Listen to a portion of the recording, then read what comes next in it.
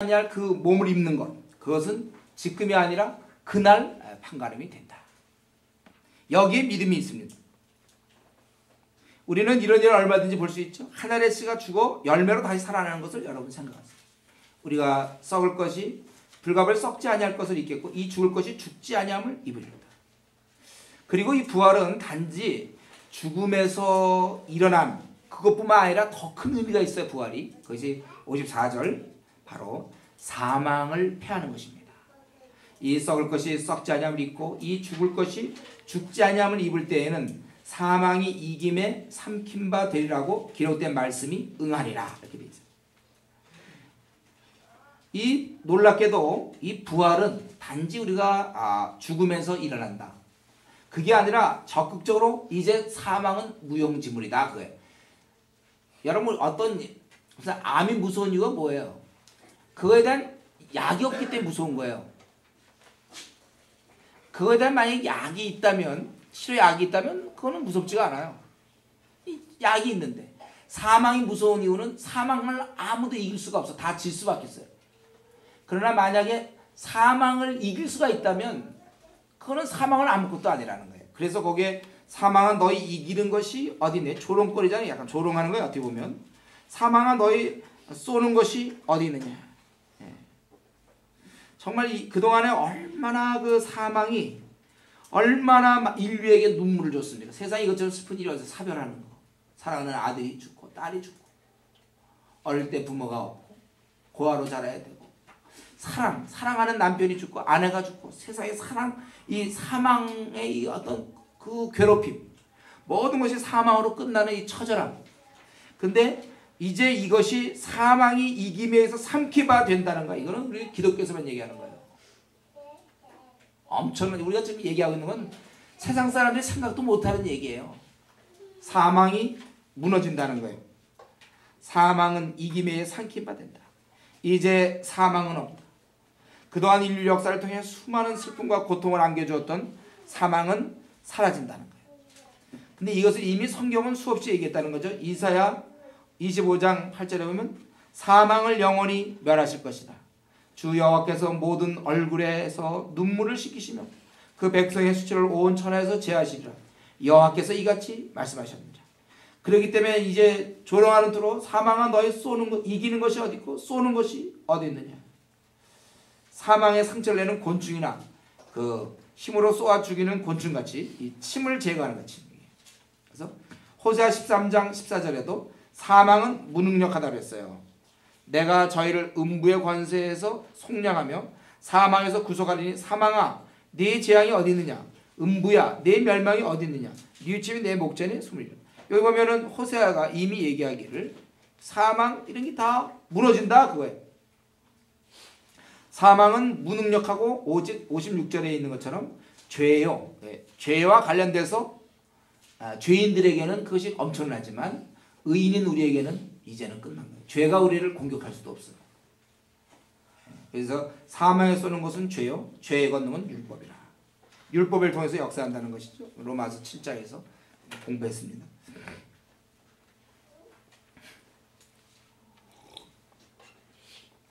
이제 이러한 것을 생각하면서 결국 이러한 모든 것을 바울사도가 들여다보니까 결국 이 은혜의 원천인 바로 예수 그리스도 우리 주 예수 그리스도로 말미암아 우리에게 이김을 주신 하나님께 감사하노니. 여기서 이김을 준다는 것은 현재형입니다. 현재 그렇다는 거예요. 계속해서 주시는 거 이김을 주시고 지금도 우리에게 이김을 주셔서 우리가 이렇게 신앙생활하고 있지 않습니까? 그도 우리가 이 눈에 보이지 않는 것을 바라면서 이 나그네 길을 가고 있지 않나요? 우리가 최후 소망을 저와 여러분 죽음을 이기는 그 사망을 패하는 그 부활을 믿고 있는 사람들이에요. 그래서 지금도 우리는 이김을 주세요.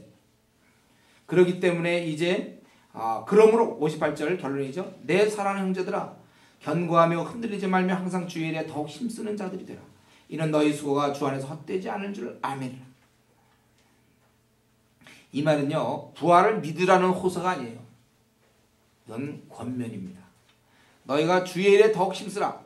이게 바로 우리가 주님의 은혜에 대한 우리의 태도로서 마땅한 거예요. 57절에 은혜를 하나님께서 우리에게 은혜를 이김을 주셨잖아요. 우리가 그분께 감사하고 그렇다면 우리는 주의 은혜에 대한 우리의 태도로서는 주의 일에 더욱 힘쓰는 자가 되어야 마땅하다 그것입니다. 여기 보면 견고하고 흔들리지 말며 더욱 힘쓰는 자가 되라. 왜냐하면 너희의 수고가 주 안에서 헛되지 않는다 그랬습니다. 우리가 이 약속이 있을 때 일할 수 있어요. 이때 강한 겁니다. 우리가 하는 일이 보이지 않아요. 내가 한 수고가 보이지 않습니다. 나는 열심히 일했지만 열매가 없을 수 있어요. 내가 나름대로 주님께 충성하며 당장 알아주는 사람 하나도 없고 열매도 없고 나만 괜히 바보 되는 것 같고 나만 고생하는 것 같아요. 그러나 뭐라 그랬어요? 항상 주의 일에 힘쓰는 자들이 되라. 이는 너희 수가 주 안에서 헛되지 않을 줄 알미라. 왜 나는 꼭 남들은 다 나는 꼭 이런 일을 해야 하는가? 왜 남들은 놀고 또 다 자기 것 챙기는데 왜 나만 어떻게 보면 좀 손해보는 것 같고 또 물질적으로 시간적으로 왜 나만 이렇게 살아야 하는가? 왜 이 정도 조건이면 남들은 뒤로 물러왔는데 왜 나만 이런 조건을 참고 견디면서 나보다 더 신앙 좋은 사람도 뭐 보니까 별로 이렇게 열심도 안 내고 자기 거 다 즐기고 할 거 다 하는데 나 뭐 믿은 지도 얼마 안 되고 그러는 것 같은데 왜 나만 이런 힘든 조건에서 수고해야 하는가? 그렇게 생각할 수가 있어요. 그러나 그 나라에서 열매가 있다는 거예요. 그러니까 우리가 여러분 왜 주님의 일 하다가 많이 지치는 경우 있죠. 그게 왜냐하면 거기까지만 보기 때문에 그래요. 이것에 대한 주 안에서 수고가 헛되지 않고 우리가 너희 수고가 주 안에서 헛되지 않을 줄 알미라. 이렇게 수고하는 것 열매가 있든지 없든지 관계없어요. 그렇게 내가 수고하는 것 그것은 헛되지 않는 거예요. 사실 이 구절이 제가 좋아하는 말씀이에요. 제가 힘들 때마다 왜 나만 이렇게 살아야 되는가? 이럴 때가 사실 들 때가 많아요. 그런 생각이. 또 어려울 때마다 또 열매가 없을 때마다 상황이 굉장히 좋지 않을 때마다 잠이 잘 안 올 때가 많거든요. 원래 교회를 하다 보면 잠 안 올 때가 참 많아요. 내가 왜 그렇게까지 그 사람을 붙잡아야 되고 왜냐면 그 사람이 늘 당해야 되고 뭐 한두 사람입니까 우리 교회? 이쪽 저쪽 하고 또 약속했다가 어기고 당하고 막 시간 나는 없어. 내 이전에 학생 때부터 해서 학생 운동할 때부터 항상 그랬어. 나는 나 그거 막 그때 시험 공부하고 대학원 진학해야 되는데 없는 시간에서 후배 돌보려고 약속을 해갖고 막 정말 없는 시간 나가서 쫓아가 보면 안 와요. 이유가 뭔가? 뭐 이제 특별한 이유도 없죠. 그때 이제 황당한 이유 중 하나가 낙엽이 떨어졌다 그거. 뭐 마음이 좀 그렇다. 나는 정말 막 어떤 때는 지가 할까봐 택시 타고서 막 무슨 돈이 있으니까 그래도 가는데 뭐 그런 이유 같지도 않은 거 갖고 이제 얘기할 때 참 어떤 때 좀 이렇게까지 살아야 되나 이제 이런 생각 들 때 있어요. 참 그럴 땐 정말 힘쭉 빠지고 집에 가고 싶고 이제 그럴 때 숱하게 제가 한 20년 넘도록 그렇게 지냈고 지금도 개척교회 하다 보면 아직 교회가 잘 정리가 안 돼갖고 많은 사람으로부터 사실 그런 일을 늘 당해야 되고 또 당해야 되고 또 당해. 그럴 때마다 생각이 뭐냐면 내가 누구 때문에 이런 일을 당하는 거야. 주 안에서의 수고가 헛되지 않는다. 항상 너희들은 주의 일에 더욱 힘쓰는 자들이 되라. 저와 여러분 아마 나름대로 주님의 때문에 고생하는 게 있을 거예요. 수고하는 부분이 있을 겁니다. 왜 나만 이래야 되는가?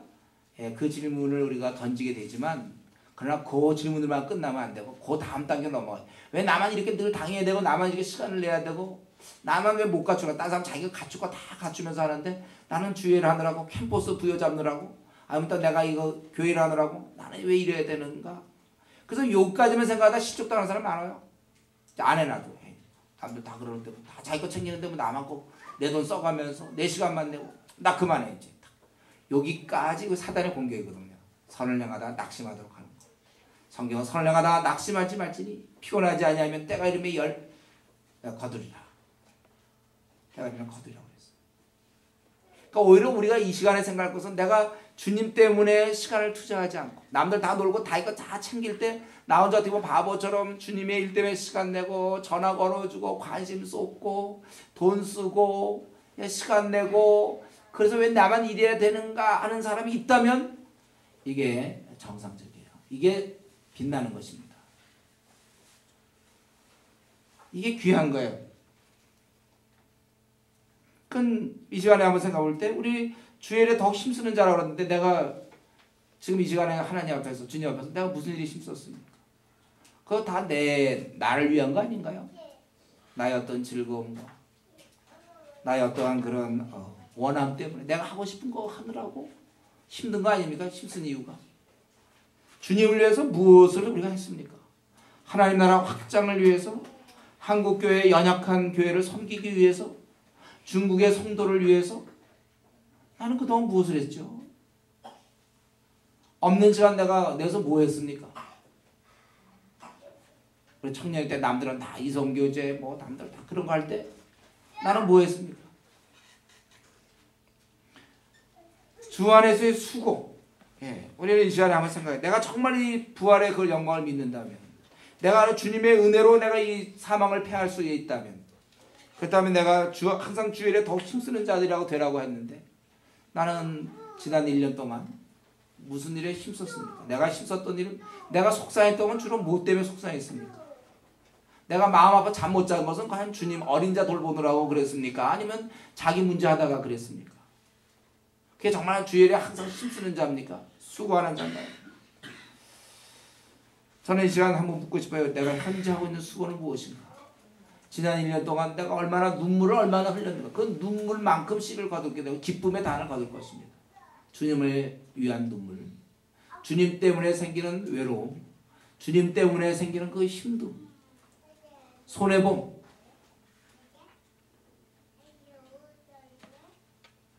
우리가 이렇게 생각할 때 열매가 없어도 우리 낙심할 거 없어요. 우리 또 주은혜 교회가 앞으로 수십만의 일꾼을 키우려고 할 때 어떤 일이 앞으로 벌어질지 모르지만 여러분들이 동참하시고 함께 수고하는 자가 돼야 돼. 노는 사람이 있으면 안 됩니다. 항상 더욱 여기 보면 항상 주일에 더욱 힘쓰는 자들이 되라. 오늘 이 말씀 여러분들이 각자 생각해 보시기 바랍니다. 나는 정말 내가 무슨 수고를 1년간 지난 지금 나는 현재 무슨 수고를 하고 있는 중인가? 또 내가 이런 수고하다 혹시 낙심했습니까? 다시 한번 오늘 이 말씀 기억하세요.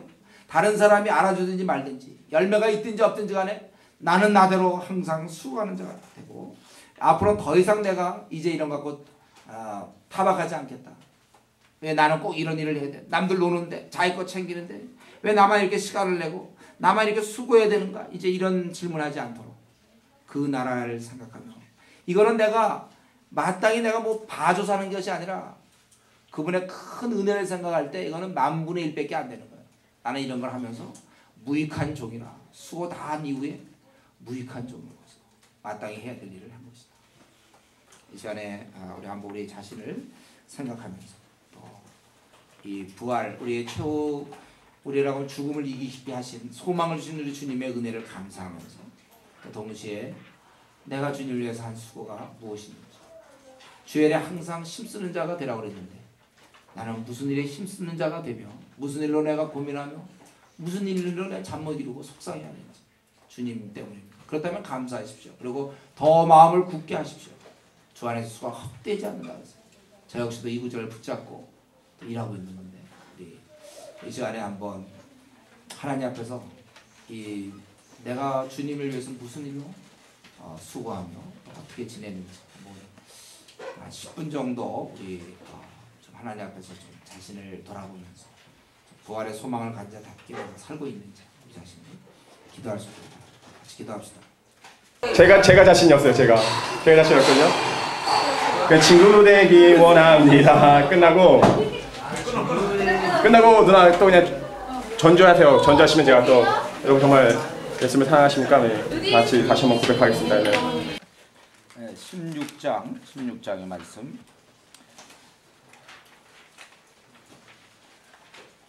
지금 1절부터 4절까지 그러니까 헌금에 대한 얘기가 있죠. 그 당시 예루살렘 교회가 아주 힘들어했기 때문에 그 예루살렘에 있는 성도들이 아주 어려웠기 때문에 이 사람들이 모여서 헌금을 해가지고 저들을 돕는 것입니다. 그래서 성도를 위하는 연보에 대하여는 내가 갈라디아 교회들에게 명함같이 너희도 그렇게 하라. 매 주일 첫날에 너희 각 사람이 이를 얻은 대로 저축하여 두어서 내가 갈 때 연보를 하지 않게 하라. 내가 이를 때 너희의 인정한 사람에게 편지를 줘. 이제 그 돈을 갖고 가야 되는데 그것을 혹시라도 오해할 수 있기 때문에 지혜롭게 너희 쪽에서 인정한 사람에게 편지를 주어 너희 은혜, 이게 바로 예물이 되겠죠. 예루살렘에 가져가게 하리니 만일 나도 가는 것이 합당하면 저희가 나와 함께 하리라. 합당하죠. 왜냐하면 그들은 잘 누구인지 모르기 때문에 사실은 바울사가 가야 되는 거야. 그래서 그러면 내가 간다. 지금 그 당시나 뭐 지금도 늘 있지만 늘 마찬가지인데 이 땅에서는 우리가 하나님이 우리에게 주신 축복의 땅이 아니기 때문에 이 땅에서는 우리 성도들이 얼마든지 어렵게 될 수 있고 이렇게 도움을 받아야 될 만큼의 가난할 수도 있습니다. 그러나 이때 있는 자들이 돌보는 거, 이거 아주 중요한 거고, 그러기 위해서 자신들이 조금씩 헌금을 해가지고 그렇게 돕는 것입니다. 여기 궁핍한 자들이 있고 또 저들을 돕는 자가 있고 또 그거를 지시하는 자가 이렇게 있습니다. 이런 것이 어우러져서 이 나그네 길을 보내면 돼요. 근데 나그네 길은 우리가 그냥 어떻게 하든지 먹고 살고 그냥 어떻게 가난하면 가난한 대로 빨리 지나면 됩니다. 그렇게 지내는 거예요. 그리고 이제 내가 너에게 나갈 것이다. 그리고 이후에 갈 곳을 보내달라. 내가 마게도냐를 지나 너에게로 간다. 그러니까 고린도 위쪽이죠. 고린도 여기 아덴 또 고린도 지방 위쪽 마게도냐. 내가 글로 나갈 것이고 그에 너희가 갈 곳을 보내달라. 그리고 내가 잘하면 이제 너희와 함께 과동 겨울을 보낼 듯하니 이는 너희가 나를 나의 갈 곳으로 보내어 주게 하게 하려 함이라. 이제는 지나가는 길에 너희 보기를 원치 아니하니 이는 주께서 만일 허락하시면 얼마 동안 너희와 함께 유하시기를 바랍니다. 바울 사도는 이제 이런 일을 할 때 항상 보면은 자기가 그런 계획이 있지만 주께서 허락하셔야 된다 그랬어요. 이 모든 것은 자신의 삶을 인도하시고 이끄시는 분은 주님이시기 때문에 자기가 이런 저런 계획을 세운다 할지라도 주께서 허락하셔야 된다. 그러면 자신이 이렇게 하겠다. 그러나 지금은 어떻습니까? 지금은 내가 그런 계획이 있지만 내가 오순절까지 에베소에 유하려 하면 내게 지금 에베소에서 지금 고린도 교회에 편지 쓰고 있는 중인데 내게 광대하고 공효를 이루나 효과가 좋은 문이 열리고 대적하는 자가 많음이라. 지금 바울 사도는 이제 오순절까지 에베소에 머물려고 합니다. 지금 전도 여행으로 보면 3차 전도 여행 중인데 그래서 왜 자기가 빨리 안 가고 여기 머물려고 하냐면 에베소에 아주 효율적인 사역을 위해서 거대한 문이 열리고 있다는 거예요. 그래서 자신이 있어야 되겠다. 또 동시에 대적하는 자가 많다 그렇게 얘기했어요. 바울 사도가 이렇게 사역을 할 때 물론 문이 열리면 참 좋죠. 그러나 항상 그래 문이 열리는 것만이 아니고 이렇게 대적하는 자들이 또 많아요. 그런 가운데서 일하는 것입니다. 바울도 늘 대적하는 자들의 공격을 받아오면서 복음 사역을 감당했지 늘 우호적인 분위기에서 이 복음 사역을 감당한 것이 아닙니다.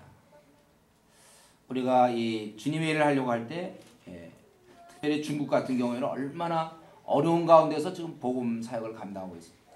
또 우리가 주의 나라 위해서 일해보려고 그럴 때 이러한 어려움이 항상 우리에게 있다는 사실. 여러분 신앙생활 할 때 뭐 집에서 다 협조해서 이렇게 하는 게 아니에요.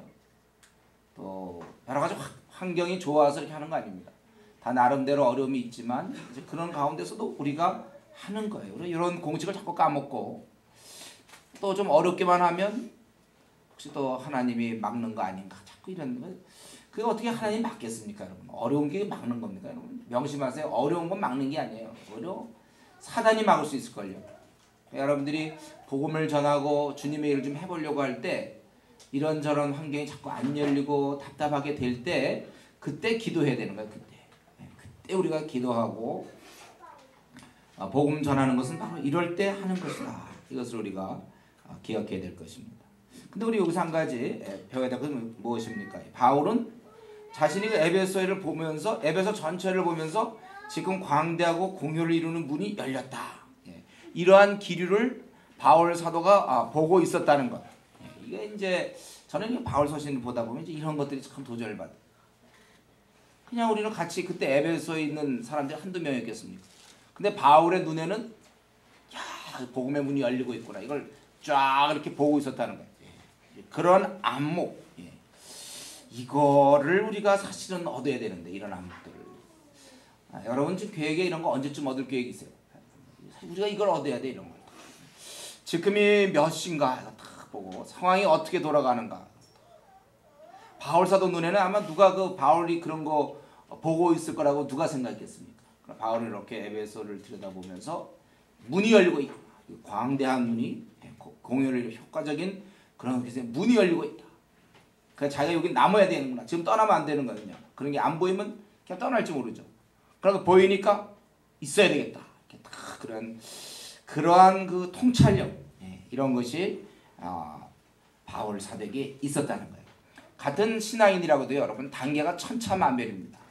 바둑을 둬도 겨우 이제 18급 때는 그 전 사람도 있고 18급도 있고 뭐 13급, 12급, 뭐 9급, 뭐 5급, 4급, 뭐 1급 초단, 뭐 이렇게 다 9단까지 다 다른 것 같죠.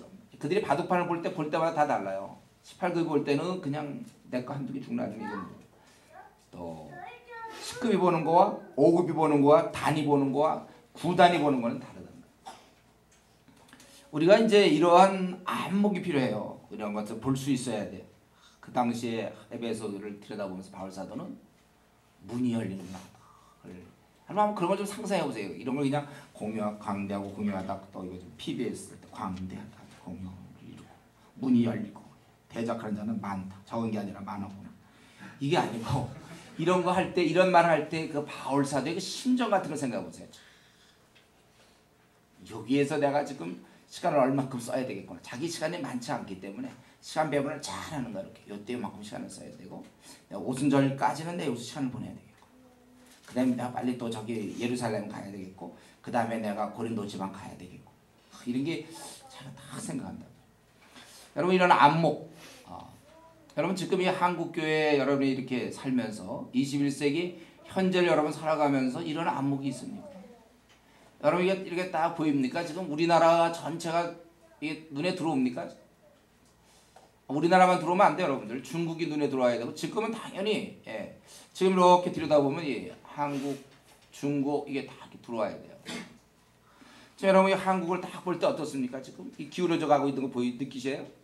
한국 교회 문 닫을 시간이 점점 가까워지고 있어요. 점점 성도들이 점점 미지근한 사람이 점점 늘어가요. 이거 보이시죠, 여러분들? 교회마다 보면 가만히 있는 성도들이 점점 교인들인데 점점 늘어가요. 복음 전하는 자는 점점 퇴조합니다. 복음 전하지 않아요. 점점 줄어들어요. 제가 안타까게 생각하는 건 뭡니까? 선교단체 출신으로서 안타깝게 생각하는 것은 선교단체가 퇴조하고 있어요. 지금 우리 복음 전하지 않아 그냥 모여서 양육단체화되고 있어요. 이게 한국교회 영향이라니까요. 한국교회가 점점 줄어가고 있잖아요. 그거 보십니까 여러분들? 거의 400만 정도가 이제는 주일날 그냥 교회 나갔다가 말다가 이런 사람이 한 400만쯤 되고 1000만 중에 점점 줄어가고 있어요. 그러면서 점점 미지근한 신자들은 점점 증가하기 때문에 주 5일 요번에 근무제도 하면서 교회들이 큰 타격을 입는 거예요. 왜냐하면 이제 그러면 그나마도 주일 나오는데 놀러 가면 금요일 저녁부터 주일까지 하면 어떻게 할 것인가. 지금 막 한국교회 지도자들이 그런 거 연구하고 있어요. 왜냐하면 워낙 그래서 막 걱정한다니까 주 5일 된 것은.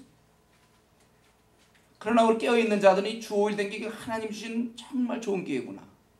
그래 평일날 전도하기 어려웠는데 하루 토요일날 마음껏 전도할 수 있구나. 깨어있는 자들이 이거 참 기쁨으로 받는 거예요. 이거 하나님 감사합니다. 이때 좀 마음껏 전도 좀 하고 싶었는데 직장생활에 너무 매여있다가 드디어 하루를 하나님 주시니까 이거 기회다. 이렇게 보는 관점이 다른데 어쨌든 지금 우리 한국교회 특징 중 하나가 안 움직여요. 아주 복음 전하는 사람 아주 눈 씻고 찾아보기가 참 힘듭니다.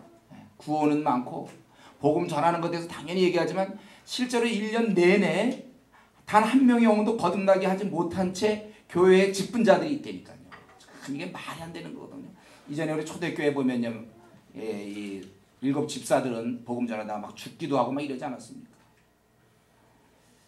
그러니까 이 미지근한 신자의 증가, 교회만 왔다 갔다 하는 사람, 11시 예배만 드리고 그래 집에서 겨우 기도 10기도 정도 하고 조금 뭐 기도하든지 고작 한 10분 정도 될까 하루 종일 해도 그런 사람들이 지금 굉장히 늘어나고 있고 그런 사람이 때가 되면 집사가 되는 게 한국교회 현실이에요. 그러니까 집사들 신앙을 믿을 수가 없어요. 초대교회 집사들은 믿었어요. 그들은 집사 정도 되면 목숨 내놓고 주님 섬겼는데 이제 여러분 이런 안목을 보셔야 돼요. 우리 한국교회 지금 점점 쇠퇴하고 있다는 사실, 이제 촛대가 옮겨지고 있다는 사실. 한때 뭐 영국, 유럽, 영국 그것이 미국으로 건너서 한국 땅에 왔다 그러는데 얼마 안 돼서 지금 벌써 가고 있어요. 지금 우리는 그 마지막 시점에 와 있는지 모르겠어요. 이게 보이셔야 돼요, 여러분들. 한때 우리 선교단체들이 막 열심을 냈습니다. 80년대, 90년대에 막 한다. 지금은 양육단체와 거의 양육단체와 그렇게 되고 있다는 사실에 대해서 막 마음 아파야 돼요. 우리 동시에 뭐가 보이고 있습니까? 이 바로 옆에 붙어있는 어마어마한 거대한 하나님이 준비한 이 비밀 병기 중국. 이거 하나님이 지금 이렇게 역사의 손길을 보면 이 중국을 준비하고 있지 않습니까? 중국은 무슨 계획 세운지 알아요? 중국 지도자들이 10만 명의 선교사를 보내겠다. 그거 아닙니다. 엄청난 계획을 세워 10만 명 보내겠다는 거예요. 지금 전 세계적으로 가장 많이 보내는 선교사 많이 보내는 게 미국이고 우리나라가 두 번째 한 10,000 몇 명 돼 있고 그다음에 영국이 세 번째 5,000 몇 명 좀 되는데 중국은 그런 거 관계없어. 10만 명 내보내겠다 이거죠. 그리고 중국의 무한한 자원을 보게 돼요. 더나 그들이 하나같이 양질의 자원들이에요. 목숨 주님을 위해서 미지근한 성도 없어요. 중국은. 그런 사람들이 쫙 준비되어 있어요. 이 세계 복음화의 이 중추적 역할을 중국이 감당한 것이 확실하며 그러나 중국이 갖고 있는 취약한 부분이 우리 보인단 말이에요. 뭡니까? 저들은 말씀을 잘 몰라요. 뜨겁긴 한데 말씀을. 그래서 이번에 우리가 중국 갔다 와서 그걸 깨달은 거 아닙니까? 이들이 그렇게 있고 저들이 농촌 가정교회에서는 열심히 키웠지만 앞으로 중국이 도시화되고 있는데 계속 도시화되죠? 도시화가 계속 되고 있는데 누가 그거를 좀 중국교회 지도자들이 감당하기 어려워요. 이 도시화. 그걸 이번에 우리가 보고 온 거야. 그렇다면 우리라도 여기 동참하겠다. 우리가 동참하겠다. 그래서 640명의 캠퍼스 선교사를 내보내자. 이렇게 되려면은 지금 우리 보통 선교단체 640명의 간사가 있어야 될 정도의 규모인데 그러기 위해서는 정신 바짝 차려야 돼. 저와 여러분들이. 정신 바짝 차릴 겁니다. 기도 많이 해야 됩니다. 이거 그냥 표어성, 구어성으로 640명을 생각한 게 아니에요. 32개의 성마다 20개 대학에 우리 각 거기 캐피탈에 우리 보내겠다. 우리 이거 그냥 한번 그건 갖다 한 계획 좀 세워보자. 이게 아니고 진실이에요. 이거 진심입니다, 여러분. 중국을 움직여야 되고 앞으로 세계 복음화에 우리가 참여하겠다는 뜻이에요. 기도하셔야 돼. 이런 거 갖고 꿈꿔야 돼, 여러분들. 한가한 거 갖고 자꾸 기도하지 마시고 그저 자신의 외모나 이런 거 신경 쓰지 말고 자기 앞에 있는 여러 거 조그만 거 갖고 생각할 게 아니라 중국 대륙을 먹을 생각을 해야 돼. 우리가. 아니 그 나라를 우리가 생각하며 세계 복음화를 위해서 중국은 지금 3천만 명의 거의 우리나라 막 숫자만큼은 안 되지만은 화교가 있단 말이에요. 그리고 동남아시아 이 밑에 거는 다 중국이나 마찬가지예요. 지금 이런 거 생각하면서 중국어 배우기를 힘써야 될 것이고 또 어떻게 하면 이 중국을 우리가 도울 수 있을까? 10만 명의 선교사를 보내려는 중국에 재정 지원을 어떻게 할 것이며 또 거기에 어떻게 동참하여 함께 일할 것인가?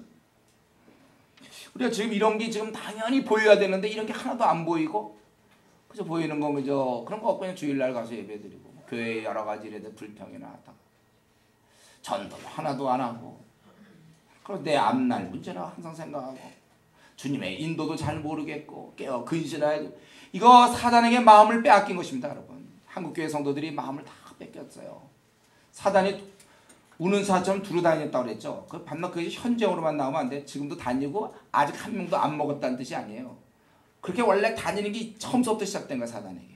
그래서 깨어 근신하지 않은 사람 다 먹힌 겁니다. 그 먹힌 특징이 뭐냐면 이런 게 하나도 안 보이는 거예요. 그냥 내 앞날만 보이고 그래서 내 문제, 그래서 나의 문제. 어쩌면 내가 좀 그래도 내 걸 챙길 수 있을까? 내가 우리 가족을 어떻게 먹여 살리고 항상 그런 생각만 하는 거지. 이 중국 이후에 인도의 10억에 대한 생각까지도 마땅히 해야 되는데 아직 생각도 안 해. 인도 어떻게 하면 인도를 우리가 또 도울 수 있을까를 지금 생각하시네. 지금쯤에 우리가.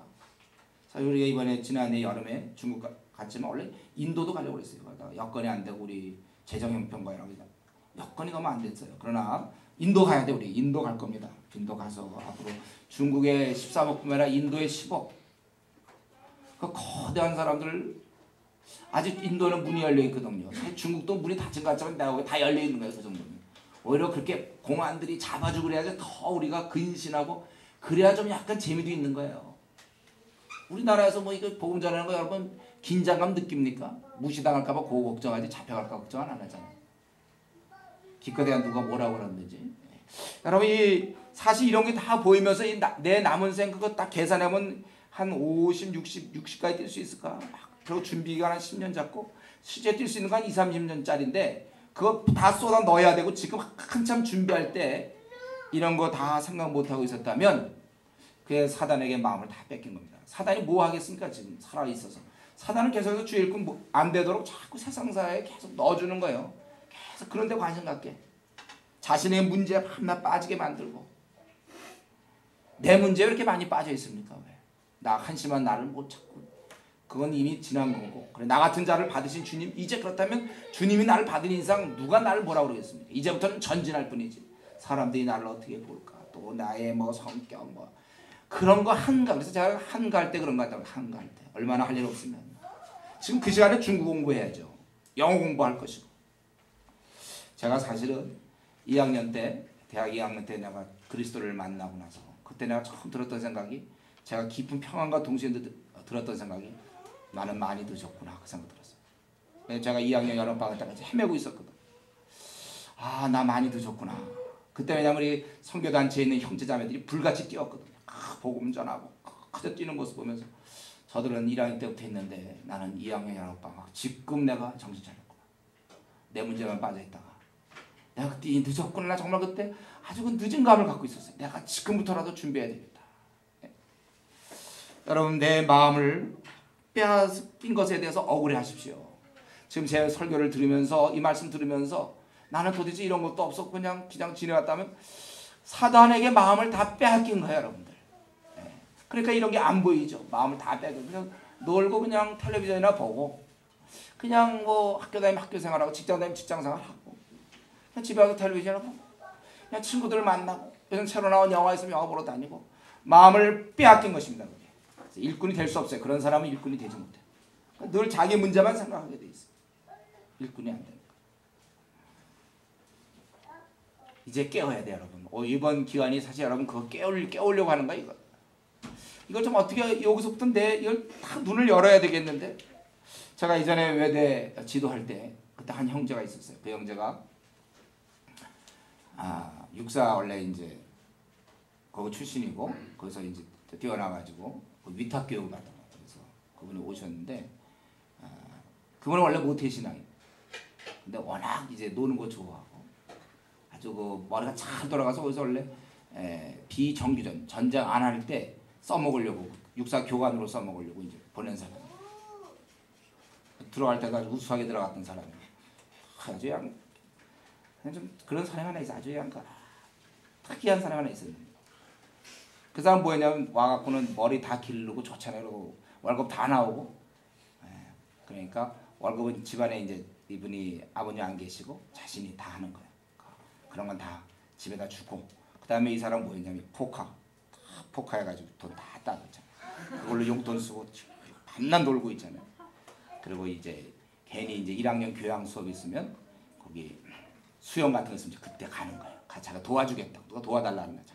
도와준다고 괜히 거기 가서 이제 그 여학생들 사귀고 그래서 이 형제는 물속에 뚝 들어가면 안 나와. 막 25m 같은 막 밑에서 기어 나와 딱 나오고 막 수영 선수 아파본 적도 없어. 자신만만하고 근데 신앙 어릴 때부터 신앙을 좀 갖고 있어요. 그러니까 이제 그 사람에게 한 학기 그 죄 짓고 그 다음에 이제 뭐 하나 뭐 수련 같은 거 있으면 거기 가는 거예요. 죄 좀 회개하고 그 다음에 또 한 학기 또 보내고 회개하고 이렇게 놀던 그런 사람이에요. 제가 이제 그때 외대도 올 때 한 누구든지 오니까 아직 우리 리더들에게는 그 영혼에 대한 관심이 아직 없을 때요. 리더들이 아직 어린 자들이기 때문에 그래서 제가 이제 지시해서 수련회 이런 거 하는 거 이해하면 단 한 명도 좋으니까 누구라도 보고 와야 되니까 도상에다 갖다 붙여놔라. 그럼 붙일 생각도 안 하다가 이제 갖다 하나 붙여놨어요. 그때 이제 이 형제가 왔다 갔다 하다가 이제 회개할 때를 찾아야 되거든요. 그래서 이제 이렇게 뭐 하나 있거든. 그래서 왔어요. 저랑 이제 딱 만났는데 그때 선글라스 딱 끼고 난 누구요? 딱 이렇게 이제 악수 딱 하고 그랬어요. 그리고 수련을 갔는데 처음에 자기 회개하러 갔겠죠. 조금씩 고치고 이제 또 끝나면 또 이제 하려고. 근데 거기서 그 정도로 끝난 게 아니라 완전히 주께 붙잡히 받았어요. 바뀌었어요 거기서. 그 사람이 거기서 다시 태어나서 다시 모태신앙이었지만 자기가 헛사는 것을 알고 딱 제가 그때 수련을 딱 하면서 그 형제를 봤는데 이 바뀌는 게 보이더라고요. 딱 맨 끝날 결단하고 일어나는데 저 사람이 앞으로 아주 정말 하나님 위해서 한번 살 것 같다. 내가 그런 생각을 했어요. 다른 사람은 어떻게 보는지 몰랐죠. 껄렁껄렁하게 봤지만 나는 그때 저 사람이 할 것 같다. 정말 제 생각대로 딱 바뀌고 나서부터는요. 정말 주님을 위해 사는 거예요. 아주 열정적으로. 밤낮 새로운 사람 데려오고 전도하고 만나면 복음 얘기밖에 없어요. 너 왜 안 믿냐. 죄 얘기해서 막 세게 막. 그동안 알던 자매들 막 끌고 오기 시작하고. 정말 그 복음을 내라고. 참 그때부터 그는 정말 그리스도인으로 살았어요. 그가 참 그때가 그가 깨어나는 순간. 여러분 그 우리 놀이 중에 그 얼음땡 놀이 알아? 얼음 하면 자기가 딱 꼼짝도 못하고 자기가 움직이지 못하지 누가 치기 전까지. 어쩜 우리 신앙이 지금 얼음의 상태인지 모르겠어요. 이게 다 하나도 안 보이고 뭐 도무지 하나님 나라에서 아무런 기능도 못한 채 20년, 25년 이렇게 살았다. 이게 한번 하나님께 쳐주셔야 돼. 깨라. 그러면 제가 그때 대학교 2학년 때 깬 것처럼 그때 저는 모태신앙으로 그냥 아무 생각 없이 교회 활동이나 하고 밤낮 교회에서 지내고 교회에서 제가 신앙이 제일 좋다는 소리 들었어요. 제가 그래도 지나고 나는 어떻게 되는지도 뭐가 어떻게 되는지도 모르고 그냥 재밌었어요. 저는 교회 생활 그냥 형 동생 아는 사람 되게 많고 교회만 가면 아지트니까 거기 가면 이제 예배만 끝나면 벌써 놀 팀들이 다 구성돼 있어요. 그냥 재밌고 그러다가 제가 그때 깨어나고서 너무 늦었구나. 그때부터 저는 정말 5학기를 건졌습니다. 5학기를 열심히 제가 복음을 증거했고 그때 제가 바울 서신 보면서 많이 울었고 깊은 잠을 자고 있었고 그게 지금까지 이렇게 계속되는 건 한 번이 아까 얘기했던 그 형제가처럼 한 번 자기가 그때 다 깨어나고는 그 다음 돌아오진 않아요. 그 다음부터는 그 길 가는 거예요. 정말 그런 바울 사도 같아서 아주 충성스럽게 아주 열심히. 제가 외대에 처음 섬길 때 3명 정도 같이 모여서 시작을 했고 1년 정도 지나면서부터 벌써 30명, 40명, 50명 이렇게 대부분이 거듭난 사람들 모임에서 60명 아주 큰 그 당시에 볼 때는 저보다 큰 모임에 속했어요.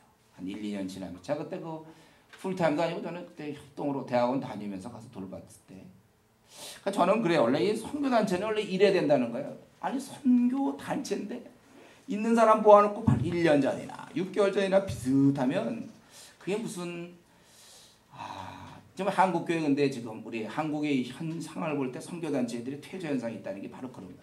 그대로 고여 있어요. 그대로. 지금 뭐 IBF, CCC, 조이 또 많은 선교단체들이 이름을 다 되긴 그렇지만 그대로 있어요. 이게 무슨 선교입니까? 이게 무슨 불타는 모임입니까? 영혼들 구원하기 위해서 막 뛰어야 되는데 그러니까 자기들께 모여있으면 한낱 자신의 문제 또 다른 양육단체 아주 안타까워요. 이게 한번 믿는다는 것은 결단이고 방향을 바꾸고 제가 아는 그 선 교수님이신데 그분이 연대 그 세브란스의 내과에 있었습니다. 이제 아주 거기서 탄탄했고 아주 실력 있는 자였고 교수였고 그러나 그가 그리스도를 늦게 발견했어요.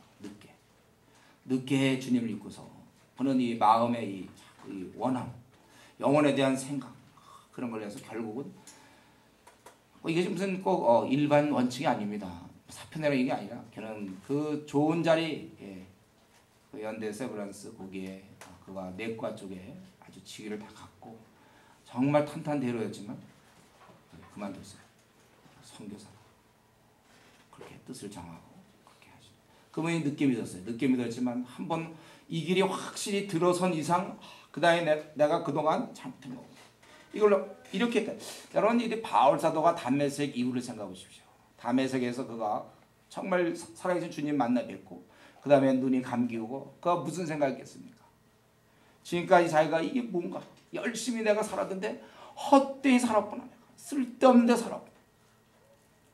그래서 그가 이제 다시 한 번 하나님이 기회 주실 때는 목숨 다하여 오히려 그는 매를 맞아 감옥에 들어가도 심령은 평안했으며 이것이 바로 사는 길이라는 걸 확신하고 있었다는 거예요. 진리로 그는 무장돼 있었고 그렇게 사는 거예요. 여러분. 한 번 사는 건 이렇게 사는 것이지 그냥 누가 하라고 그래서 들락날락 위에 올라가 좋았다 내렸다 좋았다 위로 올라가. 여러분 이런 건 이제 그만두세요. 그만. 이런 삶은 우리가 이제 정리하고 한번 내가 이거 깨달았으면 이제 이 길을 그냥 혼자 가는 거예요. 이걸 다른 사람 뭐라도 관계없어요. 원래 이런 게 멋있는 거예요. 신념의 사람. 한번 내가 뜻을 정한 이상은 돌아오지 않는 거예요. 충성스럽게 가는 거예요. 그런 삶이 좀 멋있지 않습니까?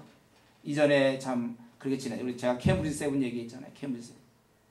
도도하고 그들이 그 학교에서 앞날이 촉망되고 도도하고 그러던 자였지만 말씀에 붙잡혀야 되고서는 2년 뒤에 자들이 회심하고서 얼마 안 있어서 중국 네이지를 향해서 그 깜깜한 곳에서 복음에 대한 것을 갖고 한번 자신의 젊음을 드리는 거예요.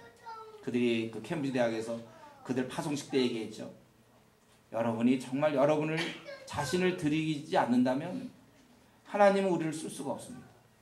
내가 그냥 뺀질 아무것도 없이 그냥 지내는데 하나님 우리를 어떻게 쓰냔 말이에요. 하나님께서 우리 자원한 자를 쓰는 거예요. 여러분의 자신을 드리기까지는 하나님도 여러분을 쓸 수 없습니다. 그 말하고서 이들은 자기를 진짜 드렸어요. 한번 진짜 드려본 거예요.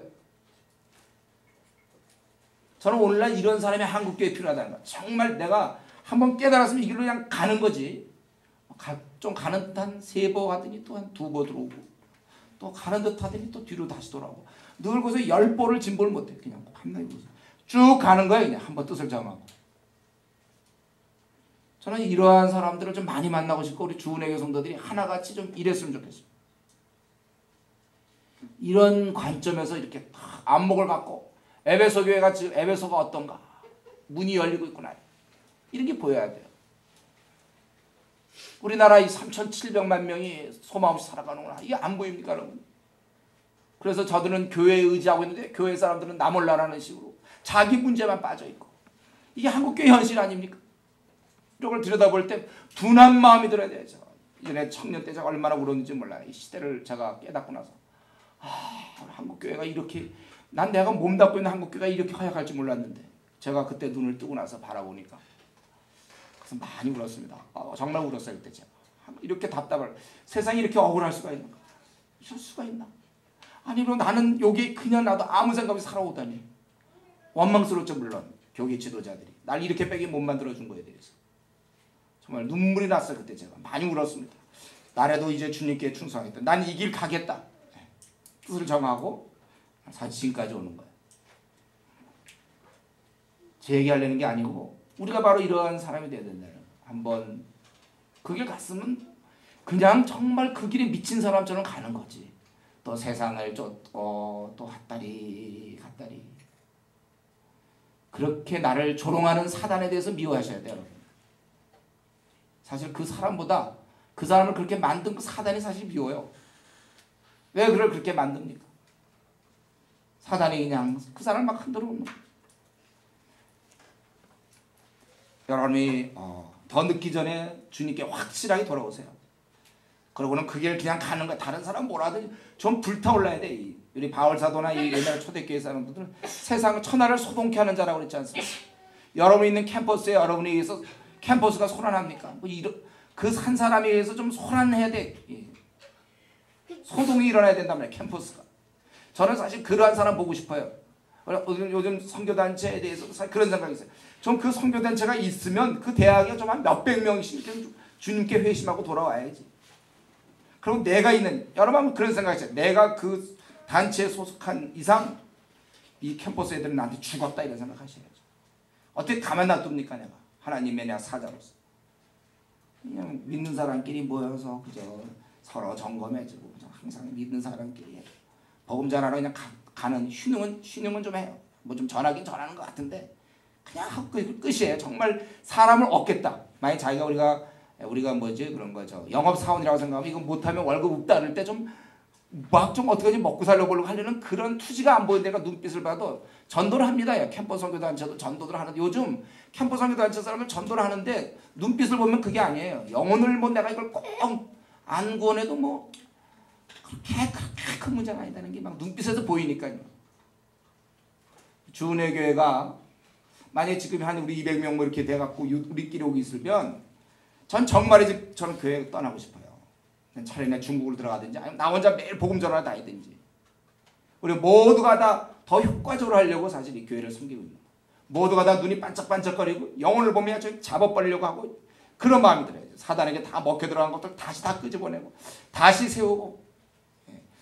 우리가 이러한 좀 한 번 주님 섬기려면 뚜렷이 섬기고 말면 말고 이런 정신이 필요합니다.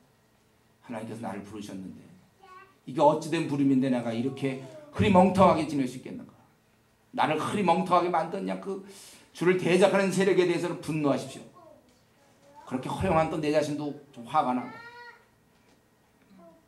바울사도 눈에는 내게 광대하고 공효를 이루는 분이 열리고 또 대적하는 자가 많다. 많지만 그러나 자기는 하려고 그래요. 이제 그는 고린도 교회에게 디모데가 이루다 디모데를 그가 명해서 고린도 교회 하라고 보냈습니다. 사도행전 19장 22절에 있는 대로 마게도냐로 보냈는데 거기 목적지가 고린도 같아요. 그래서 저들이 와서 두려움 없이 힘쓰 일하도록 너희들이 해줘야 될 것이고 또 그들을 너희가 받아들이라. 저를 멸시치 말고 잘 받아들이고 또 평안히 내게 보내어 내게로 오게 하라. 나는 저가 형제들과 함께 오기를 기다린다. 이들을 잘 대해줘야 될 것은 10절에 있는 것처럼 나와 같이 주의 일에 힘쓰는 자기 때문에 그렇다는 거예요. 그리고 이제 아볼로를 또 보내려고 그러는데 문제는 아볼로가 가지 않아요. 이런 거 여러분 생각해봤습니까? 12절 형제 아볼로에 대한 저더러 형제들과 함께 너에게 가라고 내가 많이 권했지만 지금은 갈 뜻이 일절 없으나 기회가 있으면 가라. 저는 사실 이런 구절이면 참 위로가 되는 거죠. 저한테는. 바울사도 같은 사람이 얘기를 했어도 듣지 않는 사람이 있었는데 내가 교회에서 사람들한테 좀 이렇게 해봐라도 말 되게 안 듣는 사람들이 있잖아요. 할 수 없구나 그건. 다만 그러나 바울사도 많이 권했다 그러잖아요. 그래도 또 권하는 거예요. 또 이렇게 좀 권하면 또 뭐 강요합니까? 뭐 설득합니까? 또 이런단 말이에요 사람들. 참 그러니까 이게 해야 되는 거 뻔히 지금 이 바울사도 볼 때 지금 고린도 교회가 너무 이 지도자 없이 해보고 있는 모습 보면서 아볼로 당신 가시오. 가서 붙잡아줘야 하는데 안 한단 말이에요. 그래서 여러 번 얘기를 해도 안 가요. 그럼 어떡합니까? 그건 할 수 없어요. 그냥 기도하겠죠. 바울사도가 이렇게 권해도 안 되는 그런 것도 있구나. 하물며 나 같은 사람이 뭐 권했는데 말 안 듣는 거 그건 내가 뭘 그렇게 섭섭히 생각하는 거. 우리 뭐 좀 권하면 뭐예요? 좀 강요하지 마세요. 제가 그 전도제 만들었죠. 강요하지 마세요. 그게 그런 걸 강요라고 얘기하면 됩니까? 우리 불신자에게 전도할 때도 마찬가지. 얘기하면 지금 물에 빠지는 사람 붙잡아 주려고 그러는데 그게 강요입니까? 내 손 잡아라. 아니면 밧줄 잡아라.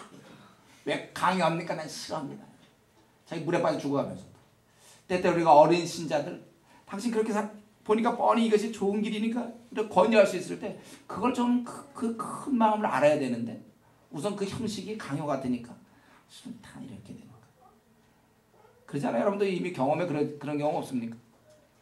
우리가 그런 거를 좀 많이 깨달아야 돼. 이게 왜 이런 얘기를 하고 있는가? 많이 권하되 지금 갈 뜻이 일절 없으나 기회가 있으면 가리라. 참 가야 되는데 이때 아볼로가 왜 이렇게 안 갔는지 모르겠어요.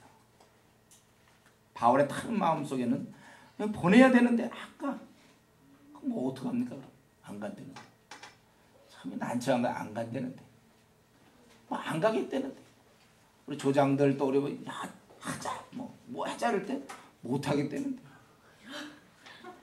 참 난처한 거예요. 그거 할 수 없어요.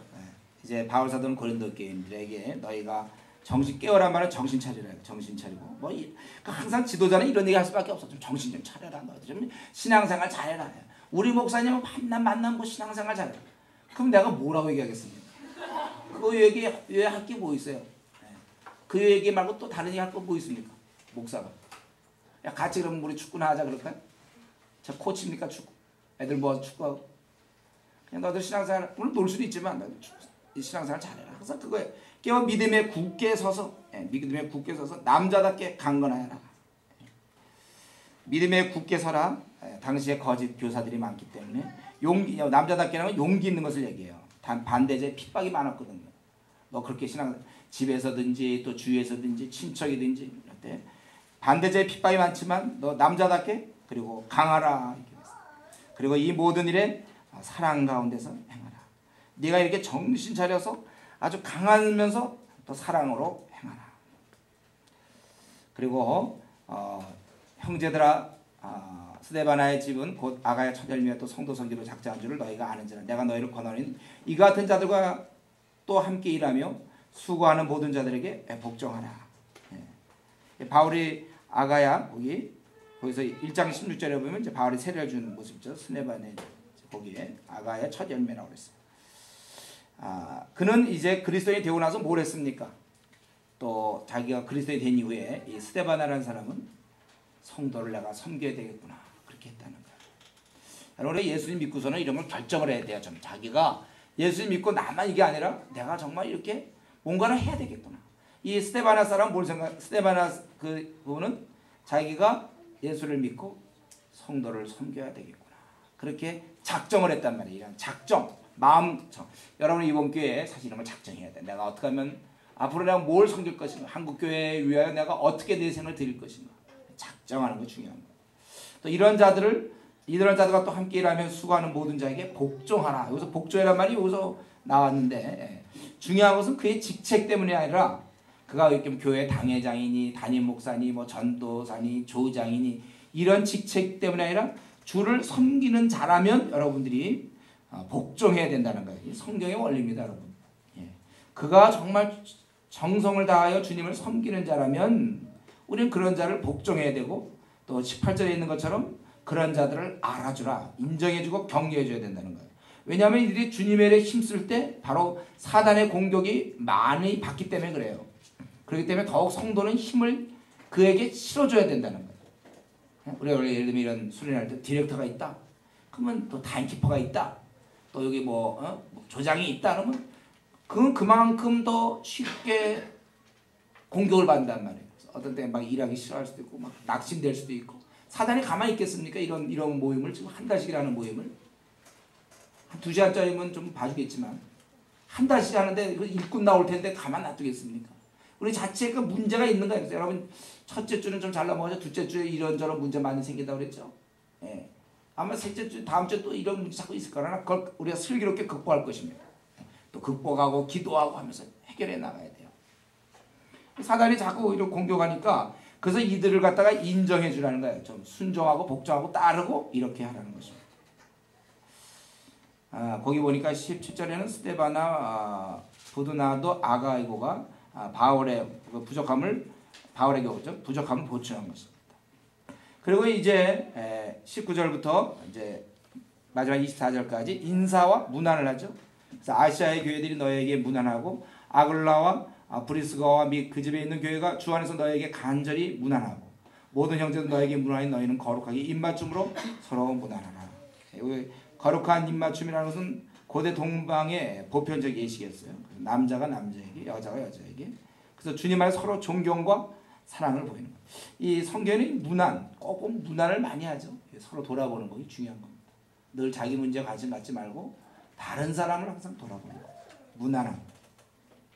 교회 가서 저 예배만 쓱 드리고 집에 가고 성경 공부하고 집에 가고 다른 사람이 어떻게 지내는지 관심이 없는 사람이 있어요. 예, 우리 제가 이성교제에 대해서 뭐 우리 가운데도 좀 이성교제도 하고 그러지. 그거에 한 가지 그 약한 부분이 있는데 뭐냐면 이성교제하게 되면 아무래도 이 두 사람 간에 아무래도 친밀해진다. 얘기를 많이 하게 돼. 그런 게 그 이성교제죠, 그러니까. 그러니까 대신 다른 사람에 대해서 그만큼 에너지를 많이 못 쏟아요. 그러니까 여러분들이 지금 이성교제하는 분들은 그걸 염두에 둬야 돼요. 그만큼 남들보다 더 노력해야 되겠구나. 아니 자꾸 두 사람이라도 족하거든요. 둘이서만 얘기해도 좋은데 뭐 교회 다니는 것도 좋고 충분한데 뭐 굳이 다른 사람까지. 그러나 성경에 문안하라. 서로 이렇게 문안하는 거야 우리가. 이런 면에서 신경 써야 돼요. 나 바울은 친필로 너에게 문안하노니, 이것은 바울의 이제 자기의 그 사도의 저자의 그 진정성, 이것이 바울의 편지라는 것을 얘기하기 위해서, 만일 누구든지 주를 사랑하지 아니하거든 저주를 받을지어다 주께서 임하시느니라. 참 여기 보면은 맨 끝부분에 어떻게 또 이런 저주를 받으라고 얘기하는 이거요. 사실 이것은 결국 가만히 보면 이게 사랑이에요. 이게 그들이 결국은 이 주님을 사랑하지 아니하면 저주를 받을지어다. 사실 우리가 이 앞으로 우리를 이제 재판하시고 우리를 심판하실 그분을 우리가 바로 섬기는 게 우리에게 큰 축복인데, 그렇지 않는다면 그럼 너희들 이거 어떻게 되겠느냐. 아주 강한 경고죠. 그만큼 이들을 위하는 마음이에요. 이게 이 저주와 그 다음에 주 예수 그리스도의 은혜가 너희와 함께하고 나의 사랑이 그리스도 예수 안에서 너희 무리 함께 할지어다. 나의 사랑이라고 얘기할 정도로 고린도 교회를 사랑하는 것과 이 저주는 나누지 않습니다. 오히려 저들에 대한 특별한 사랑이 있기 때문에 이런 말도 하는 거예요, 여러분. 사실 이런 말들은 아무나 못합니다. 부모가 아니면 이렇게 못하는 거예요. 사실 바울이 그들을 사랑하고 있었어요. 우리 지금 1장부터 쭉 16장까지 보니까 뭐 야단도 치고 너희가 뭐 어린 자다, 육에 속한 자다, 뭐 이런 자를 내어 쫓으라, 막 지금까지 쭉 보니까 이 16장 전체가 사실은 바울 사도가 고린도 교회를 사랑하고 있었다는 거예요. 그러니까 아볼로를 보내려고 그랬고, 벌써 디모데도 보냈고, 오면 잘 대해주라고 얘기하고, 그들을 이렇게 장하게 많이 편지를 쓴 것도 결국 저를 사랑하고 있었기 때문에 그렇다는 것입니다. 사랑하지 않으면 이렇게 야단도 안 쳐요. 사랑하니까 그들을 이렇게 하는 거예요. 저는 이 시간에 한번 우리 자신을 한번 생각하면 좋겠는데, 내가 다른 사람들과 관계를 맺을 때 어떠한가? 우리 뭐든지 기본이 사랑이어야 돼. 내가 그 사람을 정말 사랑하는가? 나는 그 사람이 좋은 이유, 좋아서 잘 대해주는 겁니까? 또 그렇지 않은 사람은 또 어떻게 되고? 중요한 것은 내가 앞으로 많은 사람을 만날 때 결국 그 사람을 사랑하는 거야. 야단치는 이유도 사랑하기 때문에 야단쳐야 되고, 사랑하기 때문에 내가 그런 행동을 취해야 되는 거야. 사랑하지 않는다면 뭐 마음에 없으면 그냥 모르죠. 끝이에요. 별로 대화도 안 해요. 우리는 사랑하기 때문에 서로에게 상처를 주기도 하고 받기도 하면서 지내는 거야. 사랑하기 때문에 이제 우리가 그 사람에 관심을 갖고 그 사람을 돌봐주려고 그러고, 거기에 오해도 받고 또 어려움도 있지만 그렇게 하는 거죠. 바울 사도는 저들을 이렇게 사랑하기 때문에 이렇게 긴 편지를 쓰지 않습니다. 이게 얼마나 긴 편지, 여러분. 이렇게 이 편지 쓰려면 시간이 얼마나 걸렸겠습니까? 긴 편지를 하나하나 다 설명해 가면서 사랑하기 때문에. 저 여러분이 이제 앞으로 한국교회 다 지도자가 돼야 되고, 한국교회를 책임지며 중국을 우리가 생각하고 인도를 생각하고 앞으로 우리가 전 세계를 생각하면서 우리가 살 때 이러한 사랑, 바울 사도에게는 나의 사랑이 그리스도 예수 안에서 너희 무리와 함께 할지어다. 결국 이 신앙 성숙한 사람, 주일 일을 열정적으로 하는 사람의 마음속에는 주님의 사랑이 풍성히 젖어 있었고, 또 그것이 밖으로 결국 주위 사람에 대한 사랑으로 바뀐다는 거죠. 우리 이렇게 생각해 볼 때 나 자신은 좀 어떠한가? 나는 정말 이 주님의 사랑으로 내가 충만한가? 우리 에베소의 그 기도처럼, 그래서 지성으로, 우리의 지식으로 깨달을 수 없는 그래서 사랑의 넓이와 길이 높이 깊이를 깨달아. 정말 나는 언제나 그렇게 깨달으며, 또 나는 정말 도대체 언제나 다른 사람을 야단칠 수 있는, 사랑하기 때문에 야단칠 수 있는 단계까지 나는 갈 수 있는가? 미워해서가 아니라 사랑해서 야단칠 수 있는 그런 인물로 내가 좀 될 수 없는가? 부모가 우리 야단칠 때 사랑하기 때문에 그런 거 아닙니까? 하나님 좀 내가 좀 바뀌게 해주십시오. 우리 고린도전서 지금 끝내면서 우리 바울사도 이런 모습을 통하여, 바울사도가 그런 그 시대를 바라보면서 막 그러는 모습이나, 사람을 권할 때 어떤 사람은 말 듣기도 하고 또 안 듣는 사람도 있고, 그러면서 그냥 다 이래가 나가는 거야. 그리고 또 야단치고, 이 모두가 사랑의 마음이 있었기 때문에. 주여, 도대체 저는 언제쯤 사랑의 마음으로 다른 사람을 야단칠 수 있는 단계까지 되겠습니까? 주님, 저는 언제쯤 이제 이 얼음땡처럼 말이죠, 이 얼려있던 내가 깨어나겠습니까? 아직까지도 이런 게 하나도 보이도 않고, 보이는 건 그저 내 주위, 그저 내 문제, 내 앞날 문제. 이 시대를 볼 수 있는 눈을 달라. 사단이 날 너무 갖고 놀았는데, 주님 나를 이제 좀 자유케 하십시오. 나로 하여금 이제 그 분한 마음을 가지세요. 여러분들 그동안의 세월을 생각하면 내가 이 좋은 세월 어떻게 지냈는가? 나에게 그런 긴박함이 있는가? 내 남은 생이 얼마나 짧은데 내가 이걸 정말 제대로 좀 쓰고 있는 중인가? 이 시간에 한번 우리 같이 통성으로 한번 기도하겠습니다. 제대로 내가 그 시간을 지금까지 사용하고 있었는가? 나는 지금 이런 엄청난 영적 그 통찰력, 영적 전쟁이 있는 와중에 나는 한가하게 살아오지 않았는가? 나는 주위 사람을 사랑으로 야단칠 만큼의 그런 사람이 난 되는 거야. 나는 주님에서 무슨 일을 지금 하고 있는가? 하나님 나를 이제 더 이상 사단의 이런 농락으로부터 날 자유케 하옵소서. 내가 그동안 오랫동안 내가 사단에게 조롱을 당합니다. 아무것도 안 보이고 시각장애인이 길이 안 보여서 이렇게 더듬는 것처럼 난 내 인생을 더듬고 있습니다. 내가 또 이런 가운데 지금까지 지났는데 주님 나를 오늘 이 저녁 바꿔주십시오. 우리 통성으로 같이 한번 기도하겠습니다.